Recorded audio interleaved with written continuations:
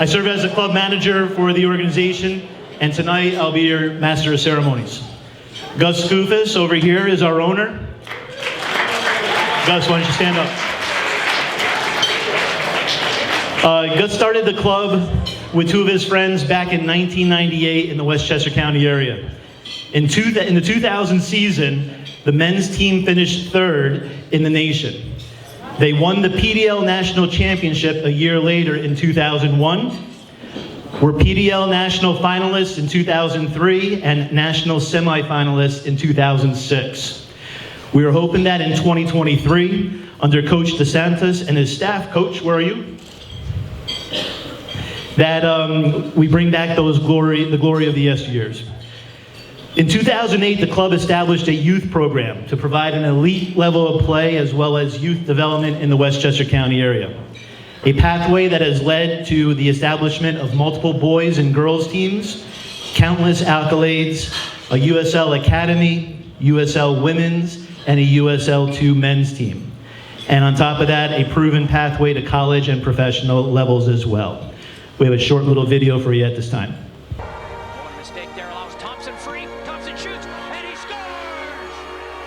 The Westchester Flames, thanks to 2 goals by that man, Ivo Thompson, are the champions of the PDL for 2001. What a tremendous story, you know, against all adversity, as we mentioned, changing the coach, starting goalkeeper, all kinds of problems with the team, but a fabulous team spirit that's brought this team through, coupled with... Trying to get it to Curran. Curran with the shot, and that's in! I was very amazed how everything is very organized, and having a home field at City Park, which is great to have, and you know, just to be with the some of the good coaches that we have in the club.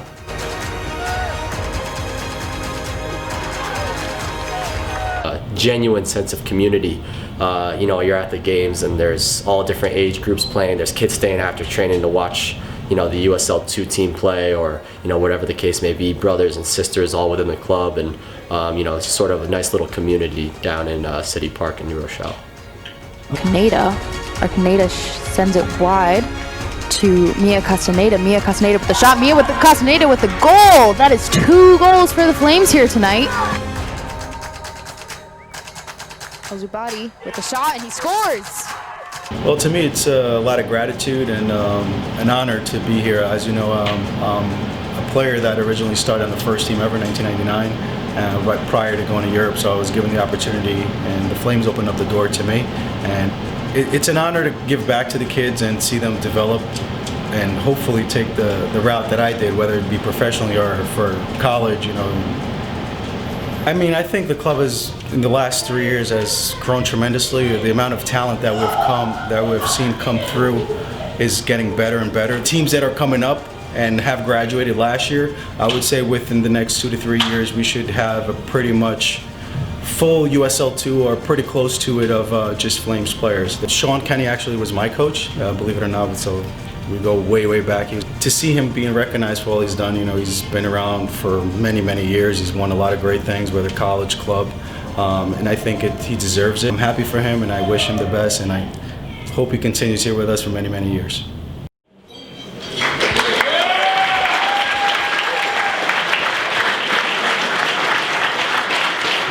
Thank you, Patrick Murphy, for putting that video together, and to our coaches, John and Kevin and Joe, thank you. Our purpose tonight is to raise funds for our players who are unable to afford the cost of training and team gear. Times have been tough prior to COVID, during COVID, and after COVID, but the club will always look to find a way to help out our families and players in need. Our parents in the club support every child on the team in more ways than one. This I know. Your presence tonight is doing just that. And we will hold some raffles tonight to help the cause as well. The other big part of tonight is that we are also here to celebrate the club in recognizing one of our own, Coach Sean Kenny.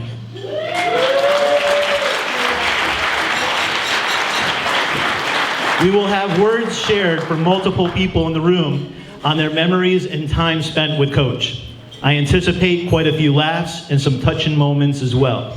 So join me in raising your glass. I don't have mine, but raise your glass to one of the greatest, a mentor and a friend to many, Sean Kenny. Another Englishman up here. So I met Sean late in life, just a few years ago, and the Westchester Flames, we go to these tournaments and we go to these hotels, and being who I am, I bring 6 or 12 bottles of wine with me, and we drink good wine at these hotels. And I was very nervous about meeting you, but it was probably 11 p.m. and you know the parents were in the lobby, and the hotel had given up on us, so there was no bartenders, there was no nothing, and I really wanted to become your friend. And so I ran back behind the bar, and I found myself a couple of glasses. You know, I'm pretending to be the bartender, and I bought him I don't know, glass of wine or something like that. And he said to me, these are the first words he said to me, he said, and I'm not going to insult him by doing an Irish accent, but the first words he ever said to me were, "That'll be the first time an Englishman has served an Irishman." That's the first thing he said to me. But you are a wonderful man with a big heart. I went around this table over here with the young people who you have inspired, and I asked them to say one word about you. And here are the words they said about you. Hilarious, a leader, charismatic, caring, always in good spirits, inspirational. One of the young people said has inspired me on and off the field as a player and as a human being. And lastly, the GOAT, greatest of all time, for leading, yeah, that's a round of applause.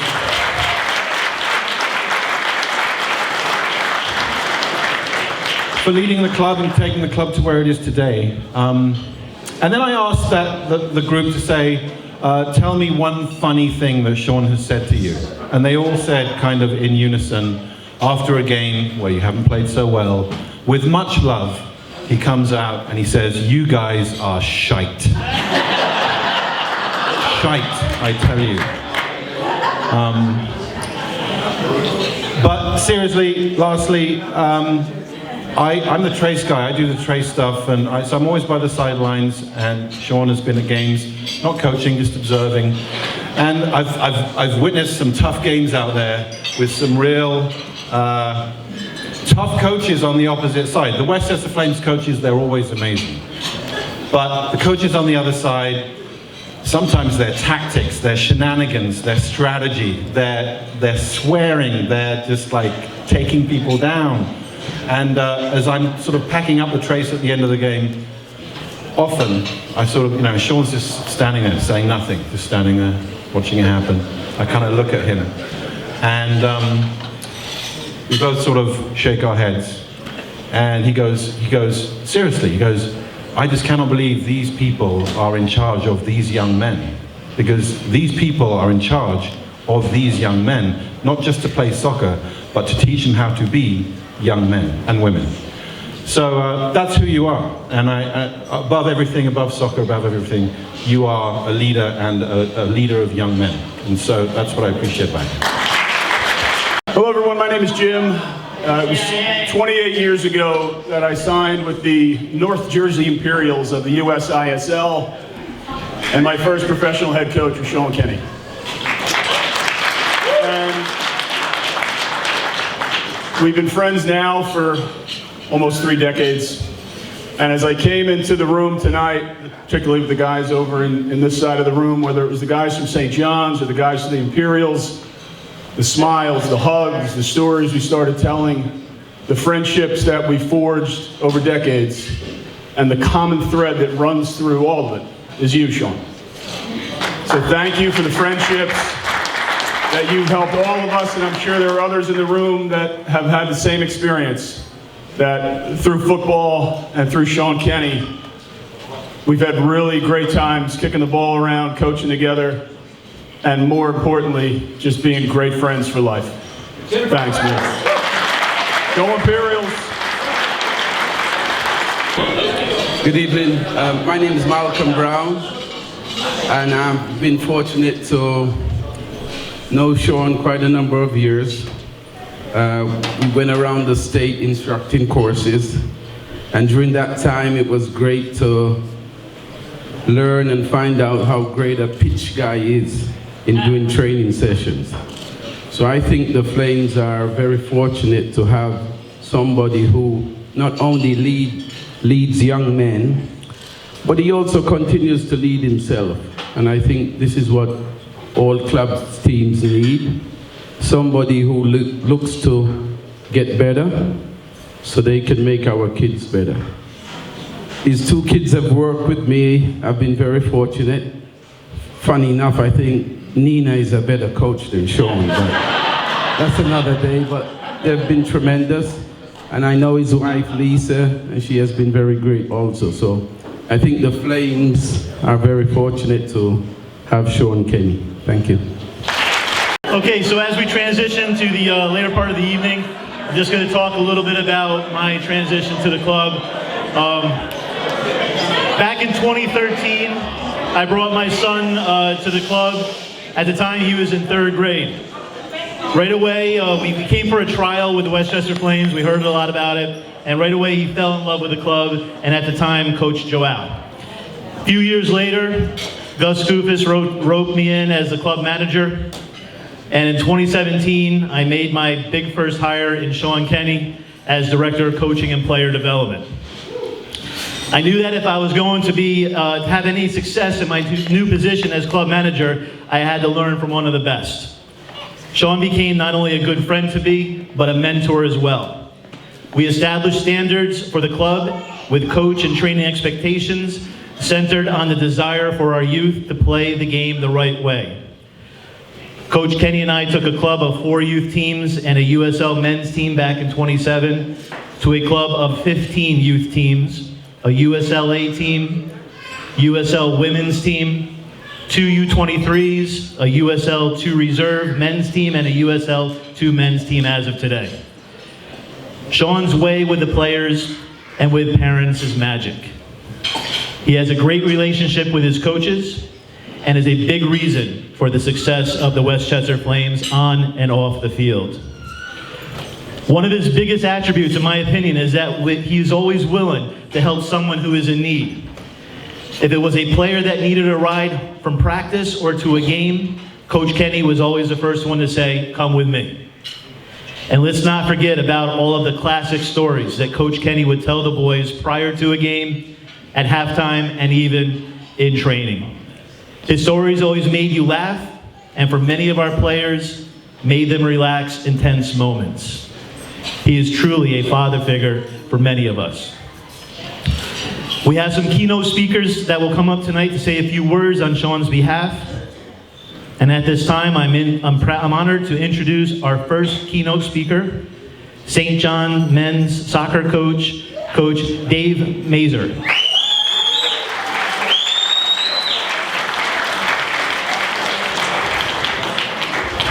Thank you.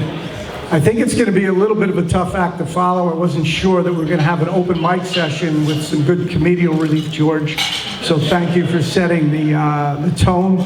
I know the whole Kenny family, as most of them have either been part of camps or working, as Brian did, and Nina worked camps, and even Lisa would come down for some summers to help out. So they've been a soccer family through and through. And a lot has been said about, Sean's great attributes as a coach, and all of which are very, very true. So it's hard, as you get a little bit older, like unfortunately I am as well. And Sean hasn't aged as much, but he's looking sharp tonight. We want to be known for what we did when we started out. So that brings me back to when I first met Sean. And I didn't know Sean. I was playing against him. He was playing for, I guess, the Stanford Greeks back in the day. Oh. And I was playing for Doxa, which is a Greek league game. And Sean's this big, intimidating figure on the other side. He's tackling people and arguing and fighting. And I was like, wow, this guy's pretty intense. He's coaching the team and playing. The Greek league, for those old enough to remember, was a pretty intense league. It was after the NASL folded and all the best players were in it. And it was a fairly tough league where things would get a little rough. And so Sean took upon himself to slap one of our players, who's an Irish player, in the face and told him to shut his mouth. And it was pretty funny because I wish I could have done that. I was on the other side.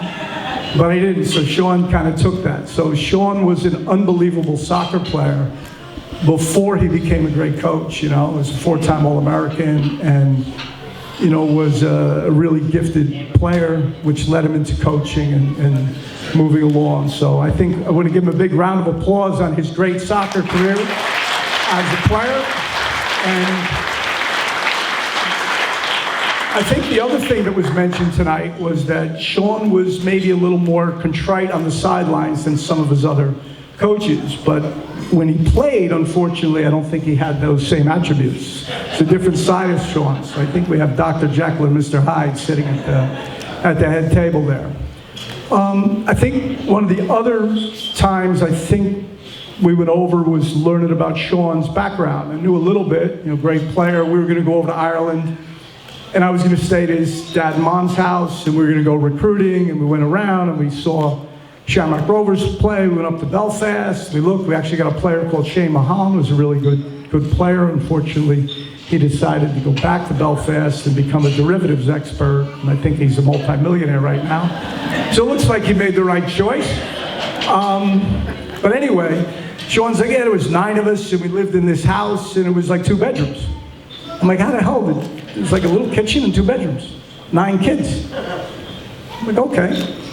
So that was a unique experience. So I got a chance to see that and share that with Sean. And I think probably one of the bigger components Sean has, and it's come out in all the conversation tonight, when he was with me at St. John's, was his ability to connect with the players, to have the coach's philosophy and the team's philosophy in hand, but still inspire and connect the players. So his ability to lead, by kind of connecting and bringing everybody together. Because most players, when they're not playing, are going to complain. If they don't play well, if they don't play in the right position, everybody's going to bitch. And the last thing you need is an assistant coach who agrees with them. So you got to have a guy who can, or a girl, to come forward and be able to kind of shape and make that all work. And Sean would have, you know, an A+ in that area. Like all kids respond to him, all young people respond to him. And you can see it by the love and the generosity and the passion that everybody here has for Sean. So without further ado, without talking too long, I want to really congratulate Sean, his family, Lisa as well, for all her dedication behind the scenes, which I'm sure is a lot, on such great success, and I'm sure will be more and more to come in the future, right? So as George was worried about your burial, I'm looking forward to your future to make sure that it's promising, healthy, and a lot more championships and fun along the way. So God bless and goodbye.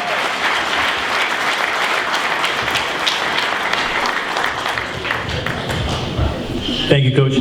Next up, we have former FC Westchester player from the 1984 National Championship team, Ricky Casano.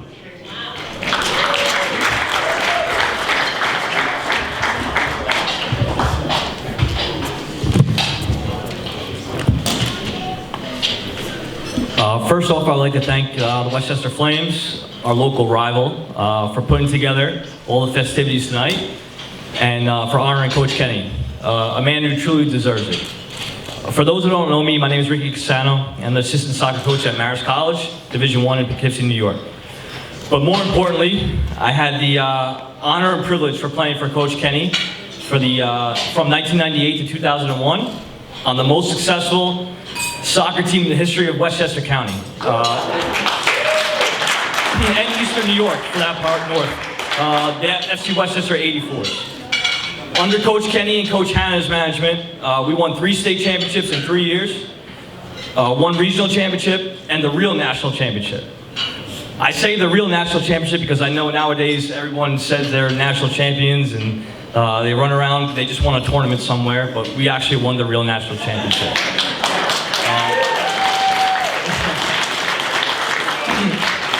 Our championship was the old school way, right? You win the state cup, regionals, then nationals. At that time, all the best teams played in that structure. It's definitely a lot more complicated today, but we can do that another day. I actually went through the record books of U.S. Soccer and the FC Westchester 84s national championship in 2000 at the U16 age group. To this day, is the only youth soccer national championship in the history of Westchester County, and in fact, the only New York State championship north of New York City. In any age group, boys or girls. So that's an achievement. All 18 players on that team hold dear to our hearts, and we have a lot of them here today that we're very proud of. From the recruitment of the players all over Westchester, Rockland, Putnam, Dutchess, Orange County, and even the Bronx, to the countless hours of training at SUNY Purchase. At that time, with no lights, on no grass field, sometimes we played in the parking lot, literally underneath the street light. Man, these kids, they have no idea how good they have it today. No idea. To traveling to winning countless tournaments all around the country, we knew nothing but success with Coach Kenny. My older brother, Paulie, played for Coach Kenny at St. John's, winning a national championship in 1996. These 2 championships are in many ways defining moments in our lives. And they have opened many doors for us, both educationally, in our careers. And we couldn't be more grateful to Coach Kenny.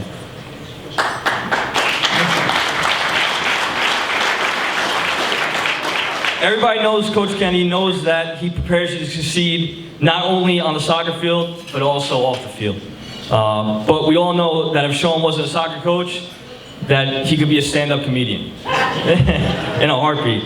Some of his coaching points and one-liners on the sideline were definitely lessons we took with us on the soccer field, but many of the boys also confused it a little bit and took them literally off the field. I know everyone in this room has heard some of his famous sayings by Coach Kenny, And I'm going to apologize in advance because I'm going to butcher some of his accent a little bit here. But probably his most famous saying was, "Don't be scared," right? That can obviously be applied to a whole host of things in soccer and in life. But we were so dumb, 15, 16-year-old boys. We thought a few rappers at the time, bit off his lines. Another famous coaching point was, you got to get stuck in, right? Obviously, he was talking about side tackling, but I'm sure you can see how a 16-year-old boy can get confused with that one. Enough said.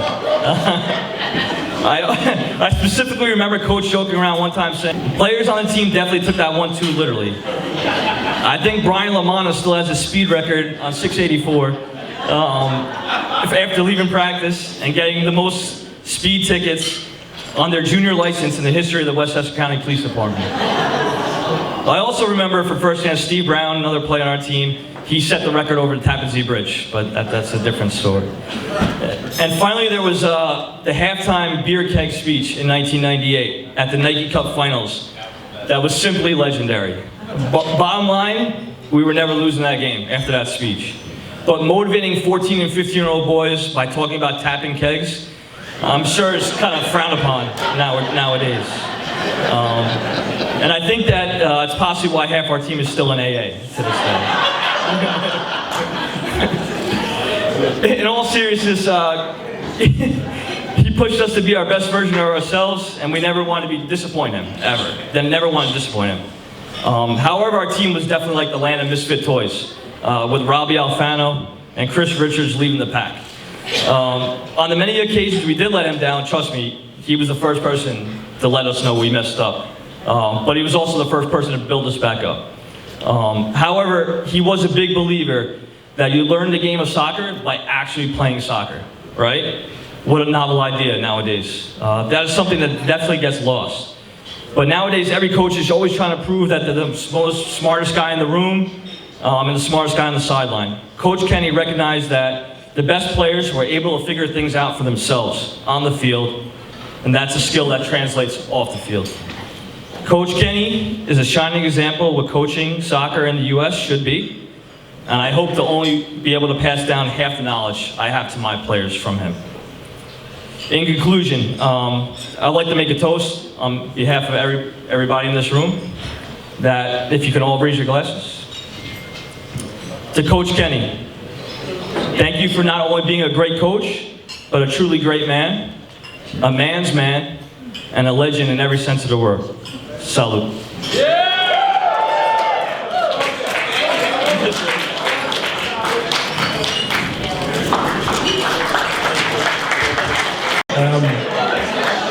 Ladies and gentlemen, absolute pleasure to be here tonight to honor Sean. I had the pleasure of working with Sean for a couple of years down at Lansdowne, and what an experience that was, a real eye-opener. I don't think Sean had coached at that level for a few years, so he got a bit of a shock to the standard, which he let me know about several times. Just an absolute inspiration. Always rain, hail or shine, Sean was there. Always a good attitude at training, pushed the boys on, and always talked about his family in a shining light. And just very positive. And the one thing I can say for Sean is Lansdowne is a better club to have had him for a year. There's that's the way I'll leave it at that. And thank you, Sean, for your year at Lansdowne. Thank you. I've had to make some edits because a lot of people stole my jokes, so it's all right. I'm just gonna say it anyway. So I should say I'm glad my dad's alive tonight because when I posted the Gala on my Instagram story, I got some sorry for your losses. So it's one positive thing that he's still here. He's not dead, so that's good. So hi there, I'm Brian Kenny. I'm Sean's favorite, oldest son. And for everyone's information, my dad is not Scottish or English, definitely not English. He's Irish. And yeah, I just wanted to clear that up. So as a father and a coach, my dad has always showed caring and love through his actions. not his words. He typically showed it the best way he knew how, through soccer. When I was 8 years old and had no team to play for after outgrowing Westchester Soccer Club, he started the first ever U9 team at FC Westchester.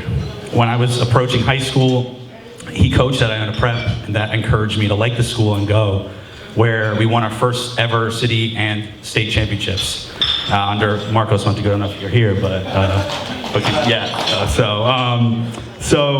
Yes, and yeah. So then, when I was going through a tough time at Cosmos Academy, he helped create a reserve team and ended up assistant coaching, where I finished up the year strong, enjoyed the players I played with, and got a college soccer scholarship. And once I got to college, he did absolutely nothing. Nothing. No, but seriously, he's the reason why I fell in love with soccer and the reason why I wanted to be a coach. When I tell you we were a soccer family, I'm not kidding. And I actually am wearing soccer socks in celebration, but, and I'm not just talking about my immediate family. My entire early life was spent with a million different Irish guys and foreigners sleeping on the couch for years, because that's the kind of person that my dad and my mom are. We've had people from Ireland, England, Jamaica, Morocco, Spain, and Italy all come to live with us. It's basically the reason why I can't be alone for more than 2 minutes before I start hearing voices. So looking back, I'm not sure if that was like a good thing, but he gave me a soccer ball when I was 2 years old and integrated me into his New Jersey Imperials and St. John's University teams. We literally only ever watch soccer to this day.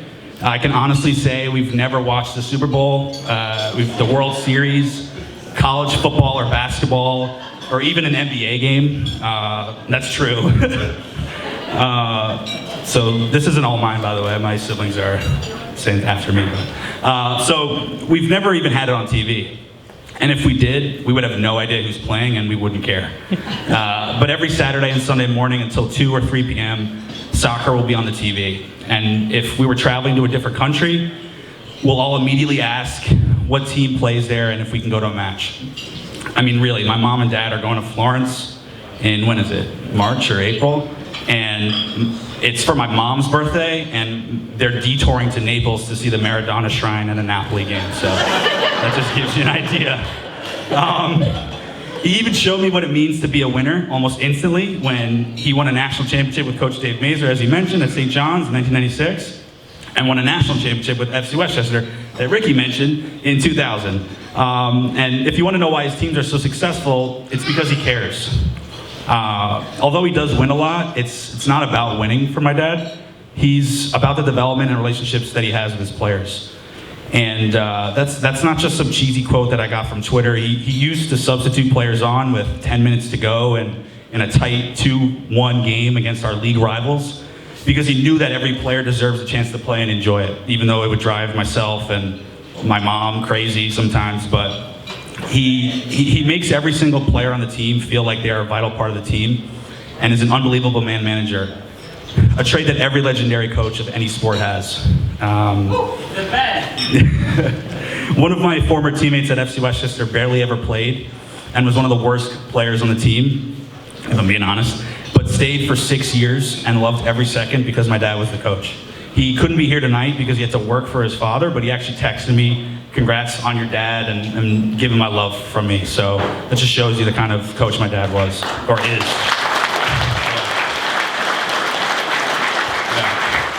So we're actually still friends to this day, and he wasn't an anomaly.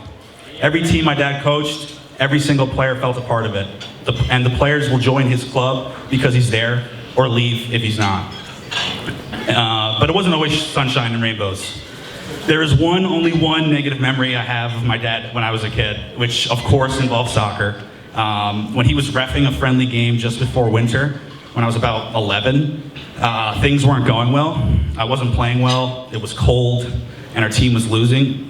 And I told my dad, who was the ref, you suck. And, which wasn't like a big deal to me at the time, but it was a pretty big deal. I'm looking back, you know, and but after, so I was unhappy with the decision, and I said, ref, you suck. And needless to say, I ate dinner not at the table, but on the staircase that night. So it wasn't a good time, but He wasn't a stereotypical dad that you would see on the Hallmark Channel. He didn't teach me how to shave, clearly, or buy me expensive things, but he was around and he cared. Anytime I had some down moments growing up playing, which I did have a lot of down moments, he'd call me and he'd leave a voicemail letting me know it was going to be okay. I still have him to this day. He cares by showing up and being dedicated, and that's why so many people admire him and respect him. And with that, I'd like to introduce my dad's favorite child, my sister, Nina.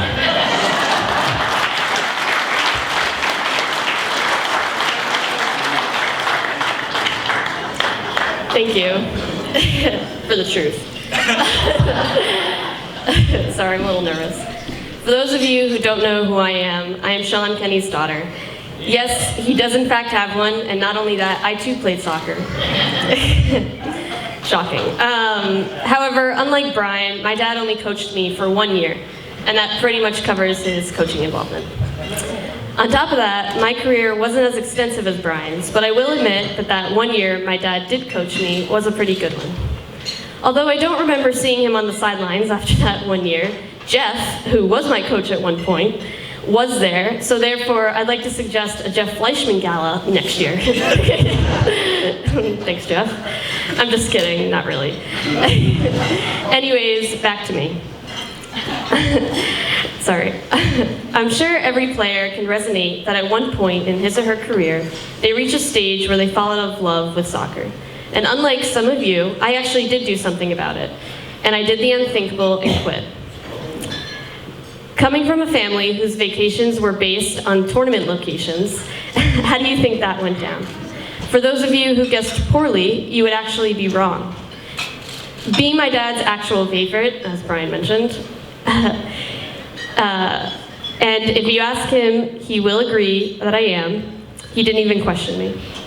And if you thought that that would be the end of my relationship with soccer, you would be dead wrong.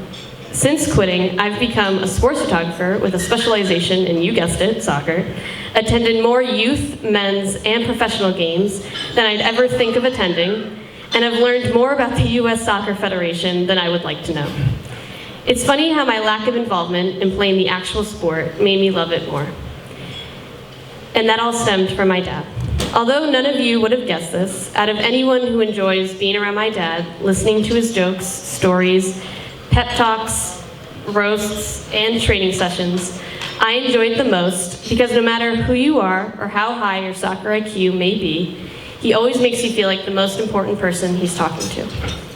When I was writing this speech, I knew I could only include a quote from someone that my dad liked.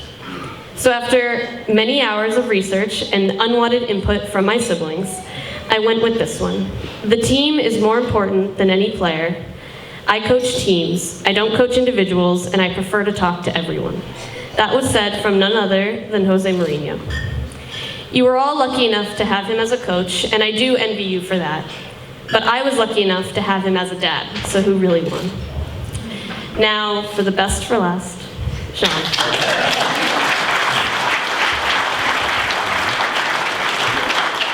Well, we'll see.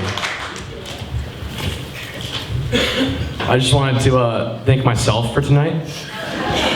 If it wasn't for me, then my dad wouldn't be at the Flames. Therefore, I'm pleased to announce that next weekend, the Westchester Flames will be hosting a gala in honor of me, Sean Kenny Jr. When I was 16 years old, Yonkers United, the club I'd spent 5 years playing with, was dying and merged with the Lansdowne Boys. Because I still have trouble understanding what those guys are saying, I needed to find a new team.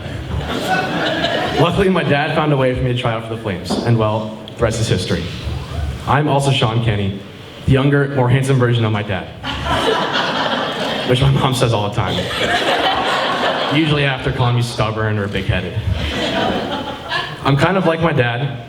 If I wasn't born in Ireland, didn't get All-Americans, isn't in a bunch of Hall of Fames, isn't one of the most respected and successful coaches, and isn't responsible for a well-deserved night like tonight just to honor him.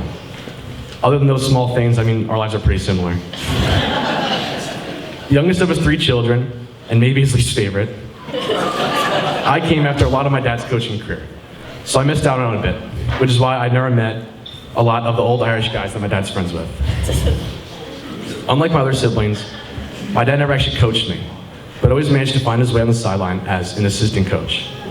I sat back and watched as coaches would spend 10 minutes giving a halftime speech, only for my dad to completely lift the team in just a few words. Sometimes I would pretend to listen to our coach and just wait to see what my dad had to say regarding the game. Whether it was FC Westchester, Yonkers United, or the Westchester Flames, it was kind of an unsaid rule that my dad was always allowed to sit on the sideline. Every club he went to, my dad became a celebrity. And that's a weird feeling. You know you've reached a low point in your life when you walk into City Park for Flames practice and your teammates are more excited to see your dad than to see you. My friends call him a legend, but I know him as someone who plucks 100 tomatoes every summer, refuses to turn the heat on in the winter, and paints random walls in the house when he gets bored. You guys got to watch him win championships with St. John's, but I was the one who got to crash his car into a tree learning how to drive. I was the one who watched him spill his third cup of iced tea at the dinner table, or be forced to go on cold walks with him and the dog. I was the one who watched him fall off a ladder in the backyard into our neighbor's bushes. And I was the one who helped my dad light fires in the backyard just for my mom to come scream at us to put them out. Many of you know him as a legend, a man who's done so much and inspired so many. And I guess I missed out on that part. However, his influence has made my life completely revolve around soccer and grow up loving the game. I played my entire life and love doing so. Hopefully, I'll get to be a coach in my future. I'll leave you all with what I think is one of my favorite traits that makes my dad such a great coach. It's how he gets your attention. My dad ended practice one time with a story of him on a plane with a drunk priest. Thinking back on it now, the story had absolutely no relation to practice and was so random. It was just a story my dad decided to tell the team, but it didn't really matter. Every player, including myself, was completely captivated by what my dad had said. So much that to this day I still remember the little details of what he said. Whether or not his stories were relevant, everyone always respected him so much that they were fascinated by what he had to say. Dad, if there's anything this gala has showed you, it's that you're not just a great coach or a great dad, you're a great guy. Like the rest of my family, I'm beyond proud of the coach I see every day, and I'm happy to say that you're the best dad I've ever had.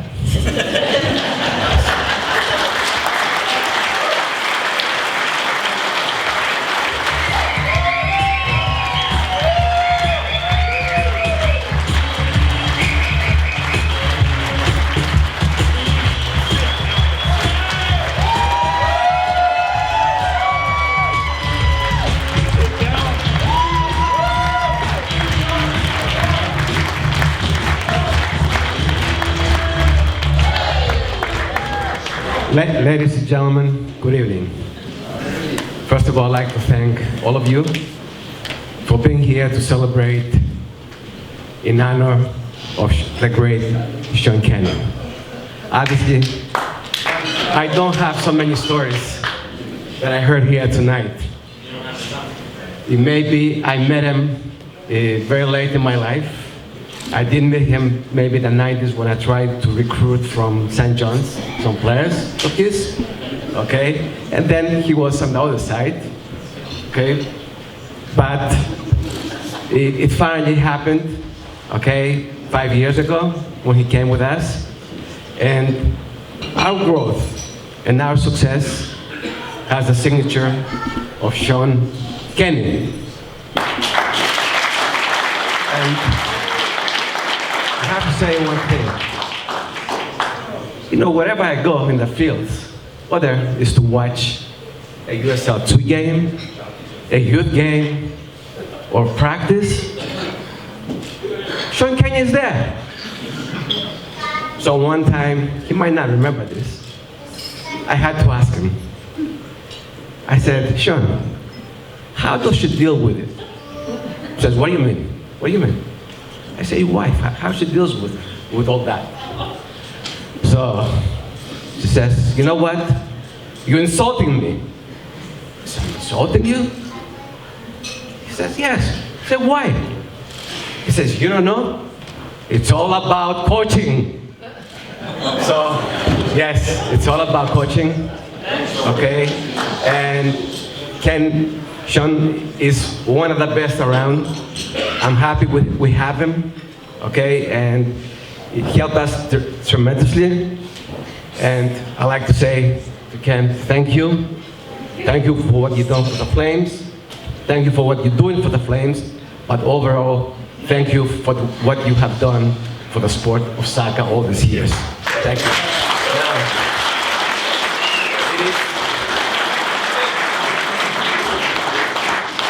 It is my great honor to present to Sean Canning this plaque from all of us from the Westchester Flames. Thank you very much. We really do appreciate you.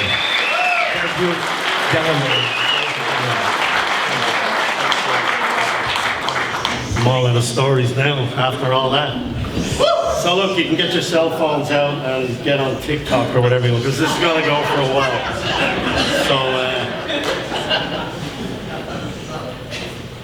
that trophy is not mine. It's for all the great players that are in this room and all the fellas that I've, not that I would. We love you, Sean! Not that I would admit to coaching them, but that I had a hand in maybe their careers. So I'm very, very grateful for that, and thank you very much. I just want to say on behalf of the Flames that, we have a great little club here, and while we can't guarantee that our players will get a full scholarship at St. John's or Marist or go pro, we can guarantee that they will get a little better and that they'll have a good time, I promise you that. So that's what I think the job that our president, Gus, does, and Troy, who works so hard behind the scenes, ensures. So I'm very grateful to those guys. I think Kerry and I are the only people that can tell Troy what to do, so you understand that. I just wanted to, two of the best high school coaches in the state are here, Don Cupertino and Donnie Lucas. And for those of you that don't know, I helped out Donnie a little bit with Bronxville High School. So we go to a place for pre-season called Towanda, which is in the middle of Pennsylvania. No air conditioning, no phone service, no Wi-Fi, terrible food, no air conditioning, and like 10 guys and girls in a bunk. And a lot happens there, but Coach Donnie always says, and he instills in the boys, that whatever happens at Camp Towanda stays at Camp Towanda. So I think that could be true for some of the stuff I'm going to say tonight. Can't go any further. The Kenny basement, the Kenny clan basement, is filled with tons of trophies and plaques and jerseys and all that sort of stuff. But I don't think it's the wins. I don't think it's the trophies that I certainly remember. I think it's the places that it takes you and the people that you meet. And some of what people say to me kind of stays with me forever, and I think it's far more important than trophies and all the sort of accolades that I've received. One of the greatest quotes I ever heard was when Ricky, who spoke tonight, was about that great FC Westchester team, and it was a great team. We beat everybody that was put in front of us.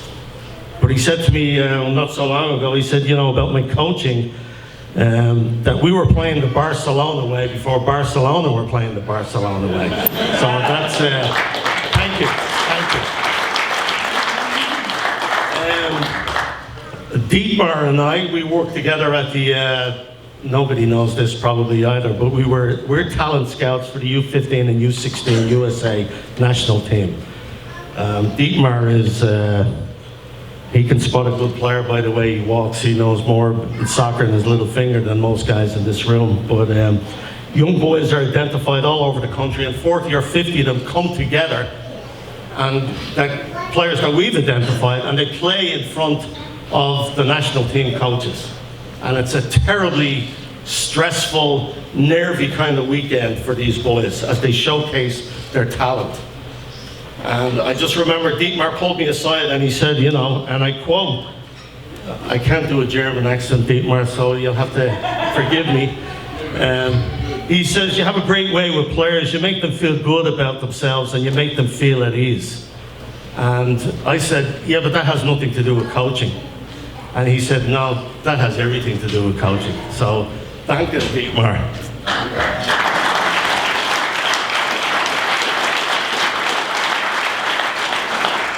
So I wasn't long out of college, and as Coach Mazer alluded, I tried playing pro and all that, but I wasn't very good. And I applied for the head men's soccer job at Concordia College, which is probably a relic now because the college doesn't exist anymore. But I met individually with the president, I met individually with the dean of students, and I met the athletic director. I had nothing on my resume. I had no experience, I had nothing. I had never coached before. And the next day I got a phone call, you got the job. And there must have been no other candidates.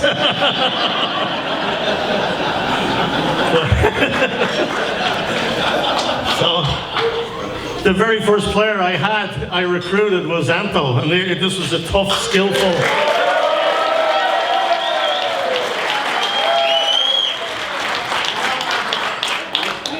a hard-working lefty midfielder. I wrote this down, Anto.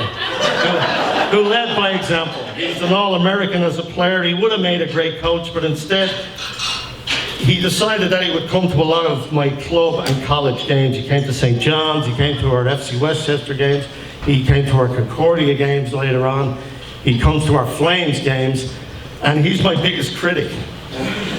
And, you know, in Anto way, you should have played this guy here, you should have used this formation, you shouldn't have let this guy do this.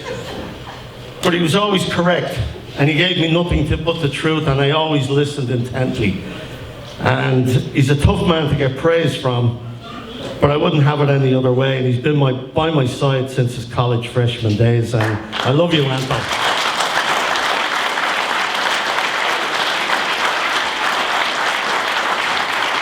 We're nearly there. We're nearly at the end, so just bear with me.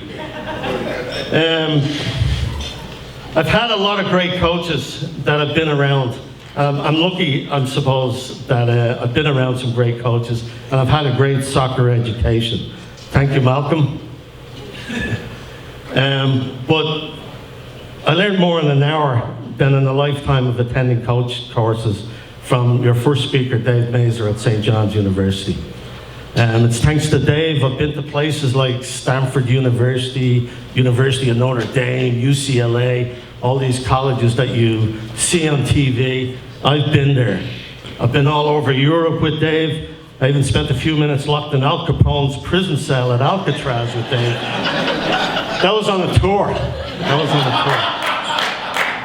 But I'm not sure what was worse, the thoughts of being locked up in a cell for life or having to listen to Mazer for the rest of my life. But with St. John's, we got to visit the Vatican. And, right, Jim? And so we met with Pope John Paul, a private audience with the Pope, and that was friggin' awesome. That was awesome. So that's it. By the way, Dave, the Pope told me I was going to heaven. He wasn't so sure about you, but I'm in. So, thank you, Coach. Thank you very much. To all the parents here tonight, I just will say, enjoy watching your kids.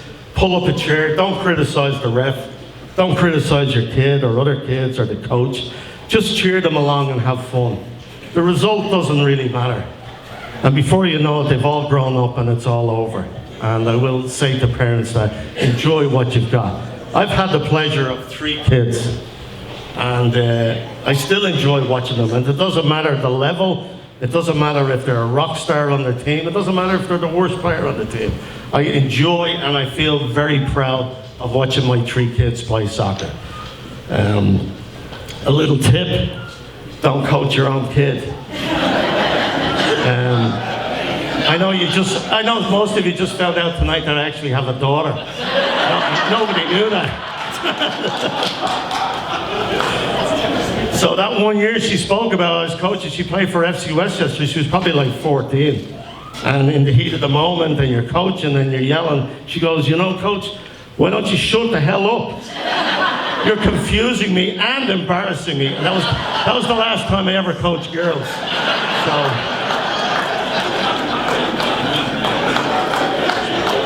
My first date with my wife was New York Cosmos at Giant Stadium. That tells you how old I am.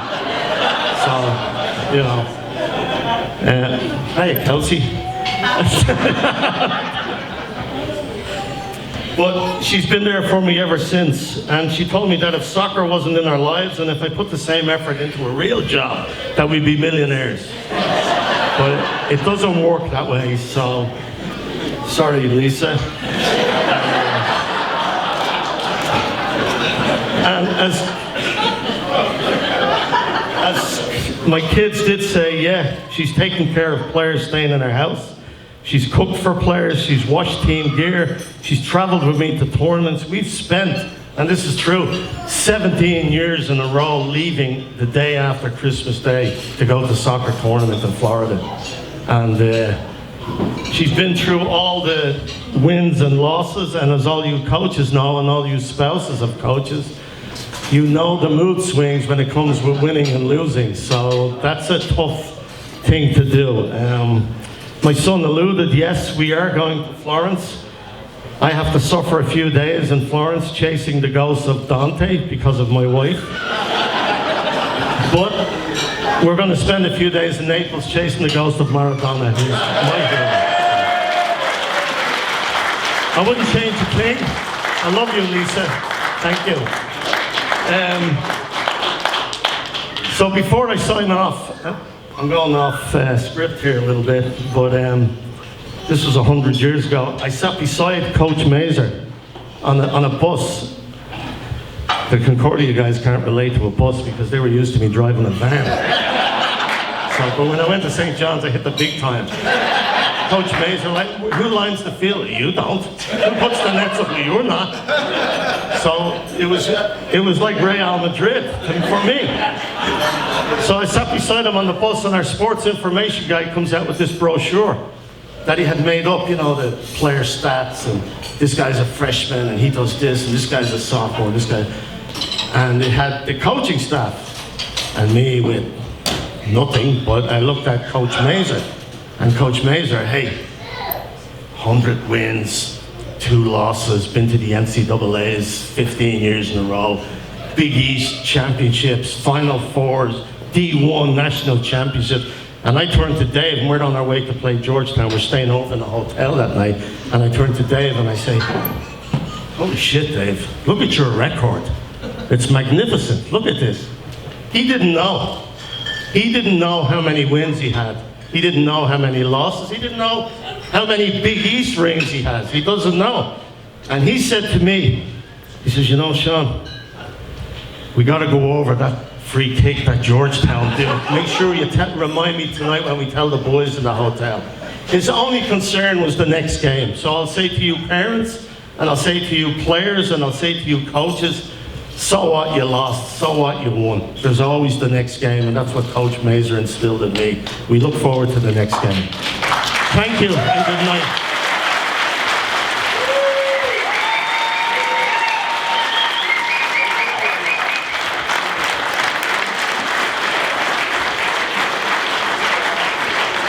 Is tonight on behalf of the club, I'd like to present Sean Kenny as the first inductee to the Westchester Hall of Flames. Congratulations.